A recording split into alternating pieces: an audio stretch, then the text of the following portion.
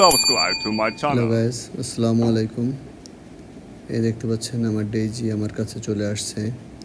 তো আমি মাত্রই অফিস থেকে আসলাম। এখন প্রায় রাত 12টা বাজতে চলছে, 11টা বেজে 52 মিনিট। তো আমার জন্য ও অপেক্ষা করে আছে।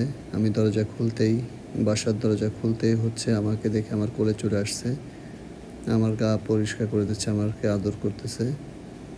তো আমার কাছে এসেও সবসময় আমাকে আদর করার জন্যই করে, দেখেনি যে কীভাবে আমার শরীরে আদর করতেছে, আমার হাত ছেড়ে দিচ্ছে। তো আমাকে একটু আদর করে তারপরে আমার কোল থেকে নামবে।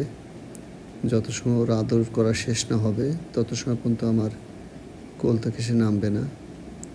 দেখুন, থাক, আদর করতে হবে না আর, এখন হচ্ছে নেমে যাও ডেইজি। তো দেখুন কিভাবে আমাকে ও আদর করতেছে।